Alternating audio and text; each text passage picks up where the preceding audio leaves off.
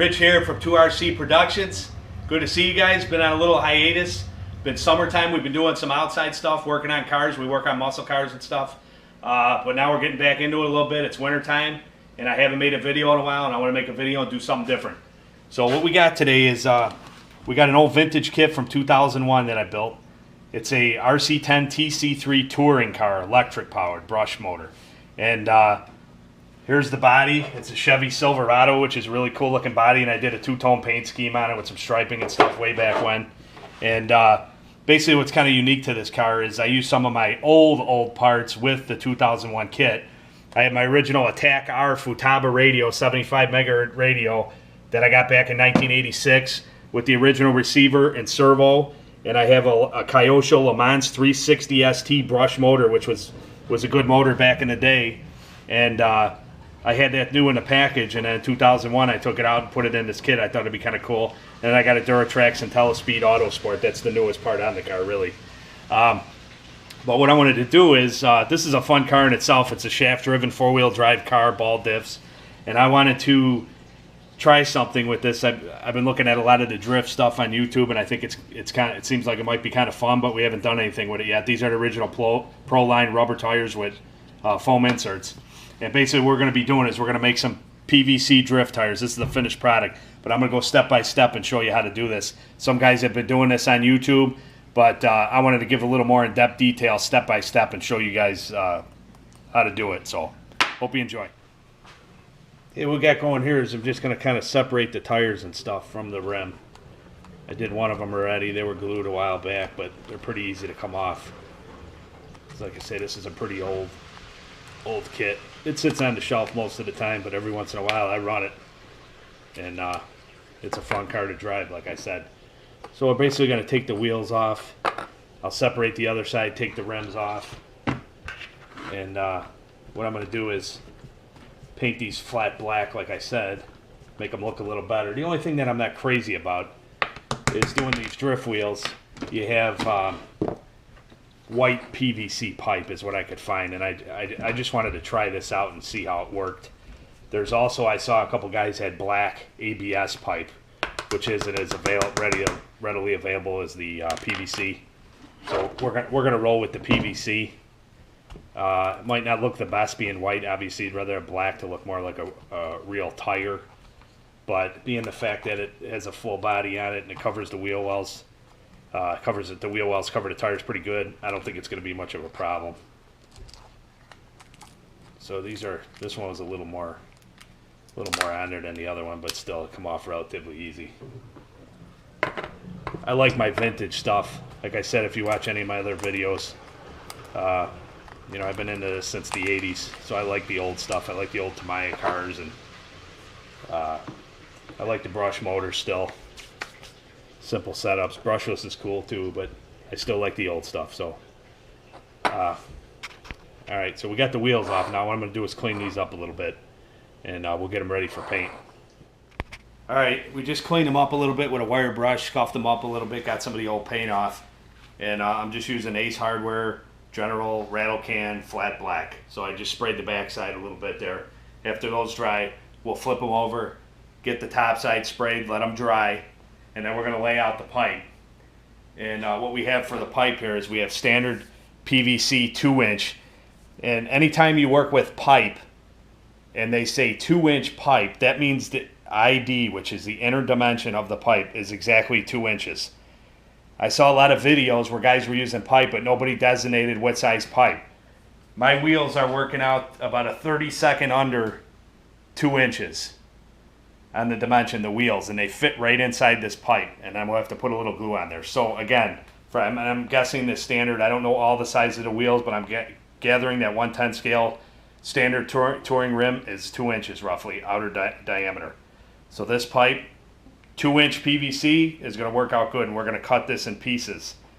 And after these wheels are done, I'll show you that. We'll cut it on the chop saw. Alright, what we got here is our original Pro Line tires that came on the car. And they are 1 inch wide, exactly. I want to have a little bit of overhang on our PVC drift tires. So I'm going to make these 1 1/8 inches. That'll give us a 1/16 of overhang outside the rim on each side. And I think it'll look a little nicer. So what we're going to do is we're just going to take a Sharpie and we're going to take our tape measure. And we're going to take our PVC pipe here and we're going to measure 1 1/8 inches.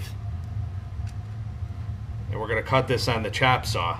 So what's going to happen is, rather than lay them all out, if you don't cut in the right spot, you can lose that thickness of blade or gain as you go along.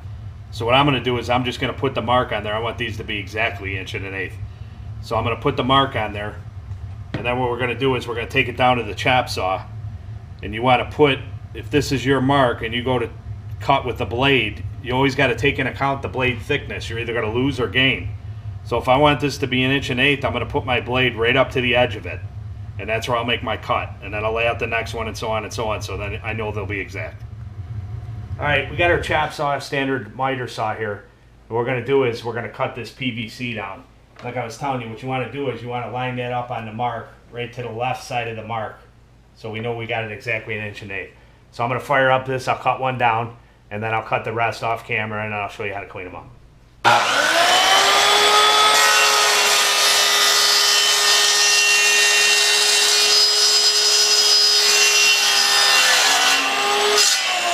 Anytime you cut something, you always let the blade do the work. You don't want to push the saw too hard and have it jam up or something, so you take it nice and slow. This is your finished piece here. We got a little burr here and stuff. I'm going to take the sander and we're going to sand both outside edges and bevel it. All right, one thing I want to make clear is I'm showing you guys how to do stuff, and I work construction, so I work with tools all the time. But sometimes safety is forgotten. And whenever, even some of these shows on TV, you see these guys doing hot rod shows and working on cars and stuff, and they're doing stuff without safety glasses, face shields, and you don't want to get hurt. So I want to make sure that I cover this stuff. Anytime you're using something that's loud, always have a set of earplugs.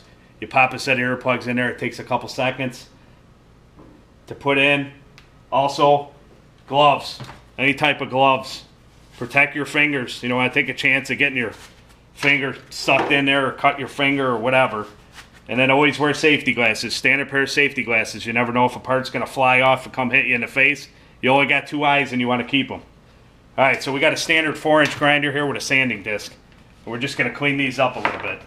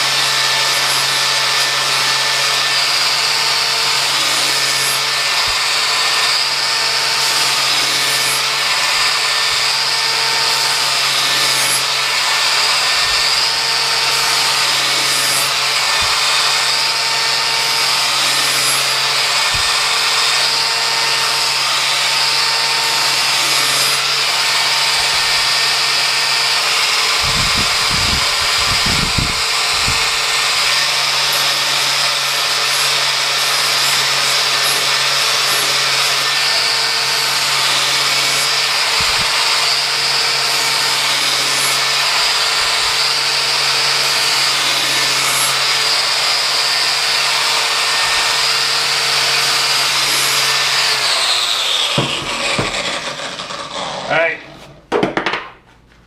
get my gloves off here, check it out, nice and smooth, got a little bevel edge on there. Take your time, use the sander, you don't need any fancy equipment. Take a sander, real light pressure, and put a nice little round edge on there, and it looks good, both sides. So that's it. Alright, what we got here is the rims here. These were, I had them two-tone, they were green, the backs were green, and the fronts were yellow. But I decided to paint them black because I thought it would offset a little bit on the rim and look kind of cool. So basically you'll see that the bore here is pretty close. Like I said before, it's within about a 32nd, so it fits in there really nice. And we'll push that down inside there. And basically what we're going to do is kind of center that rim up. So we got about the same distance on front and back, and that's what we got right there. And then what I'll do is on the back side, so you don't see it, and these rims are a little chewed up because these are the original 2001 rims, like I said, but they'll work perfect for what we're trying to do here to see if it works. I got some Loctite super glue here. We're going to run a few beads. Actually, I'm going to run more than a few beads. I'm going to run quite a bit on the back side. And let it sit. We don't care what the back side looks like, but we don't want the rims to start spinning in the tires. Alright, so we'll let that sit. And that's basically your finished product there. You can see we'll put that up on the hub there. That'll be sitting there, and then we'll put our body back on after they're all done. But I'll come back and show you the finished product. Just give you an idea what it'll look like. It'll look kind of neat, something different. So that's what it'll look like inside the wheel there. But we'll finish putting all the rest of them together and give you a shot of the finished product with the body on. Alright, here's the finished product. 2001 RC10 TC3 Touring. You don't see many of these around anymore. Electric powered. With the drift tires on there in place with the black rims. Looks pretty sweet, I think. They're kind of unrealistic for real life, the white tires, but it actually looks pretty good on the truck. So, rate, subscribe, comment, let me know what you think. Let me know if you want to see some running videos of this. I'm anxious to see how it handles, but it's raining like crazy outside, so that's not going to happen today. Till next time, we'll see ya.